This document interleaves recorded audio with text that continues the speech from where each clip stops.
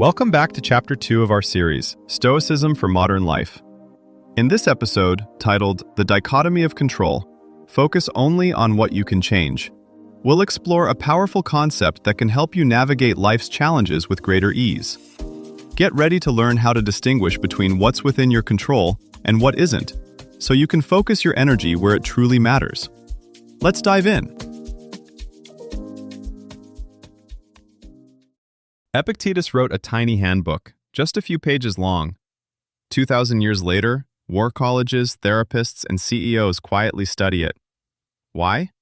Because buried in those short lines is a move so simple it can shrink your stress in minutes, once you spot it in your day.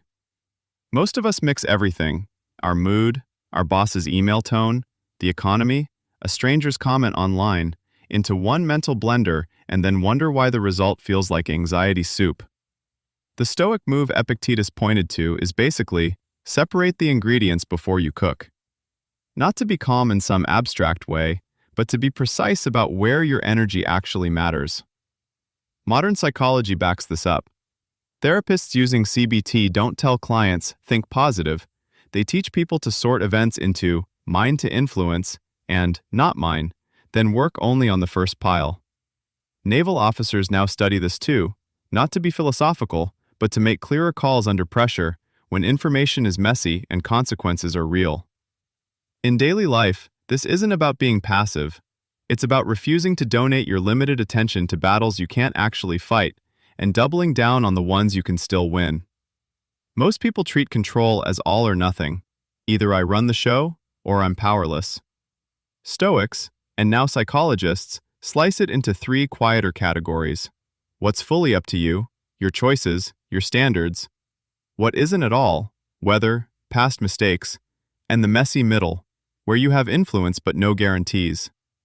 That middle zone is where most modern life happens: teams, markets, relationships, health. The dichotomy of control isn't about pretending that complexity isn't there. It's about deciding, moment to moment, which layer you'll answer for. Modern research adds teeth to this old Stoic move. When psychologists study people who naturally separate what I can affect from what I can't, they consistently find lower chronic stress, better follow-through on goals, and fewer symptoms of depression. Not because their lives are easier, but because their attention is better organized. One big finding: people with a strong internal locus of control, believing their actions matter in many situations, tend to persist longer, plan better, and recover faster from setbacks. But there's a catch. Push that belief too far, thinking you should control things that are clearly outside your hands, and anxiety actually increases. You start interpreting every random outcome as a personal failure. This is where the Stoic distinction is sharper than pop self-help. It isn't, you can do anything if you try hard enough. It's closer to, in every situation, there is something that is yours to do. Focus there and drop the rest. That might be your preparation, your honesty, your effort, your willingness to learn after things go sideways. Modern leaders use this in very concrete ways. Some Navy officers are trained to ask, under pressure: 1. What facts do I truly have? 2. What decisions are actually mine? 3. What outcomes must I accept, whatever I do? That third question sounds defeatist, but it's the opposite. By naming what you must accept, you stop burning energy on it and free capacity for clearer action on what remains. In personal life, the move is subtler but similar. You can't script your partner's reactions, but you can choose to speak plainly and kindly. You can't control whether a company hires you, but you can refine your portfolio, widen your search, and learn from each interview.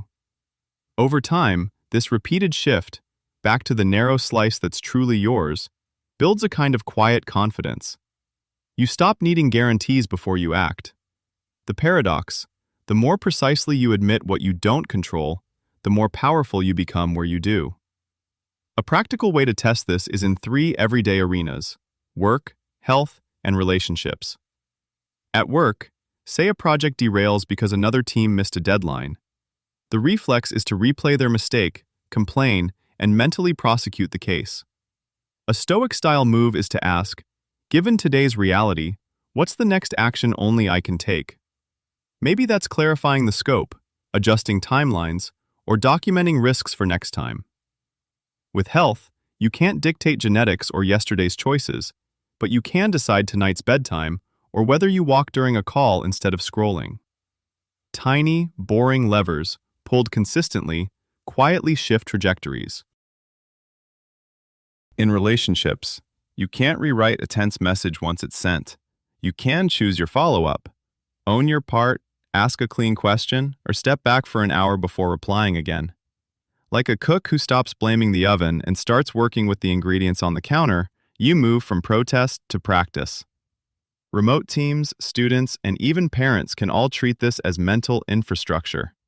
As hybrid schedules, shifting algorithms, and volatile markets keep adding uncertainty, those who practice this sorting become calmer decision hubs for their groups.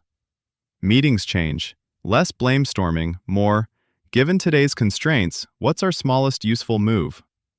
Over time, careers and cultures tilt toward roles, habits, and tools that reward this steady focus on workable levers.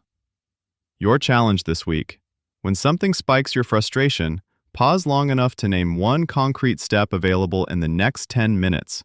An email, a clarification, a small habit, a question you can ask. Treat it like tuning a radio. A tiny twist, but repeated across days, can quietly change the whole station your life is playing on. This was Owl Up, your daily step forward.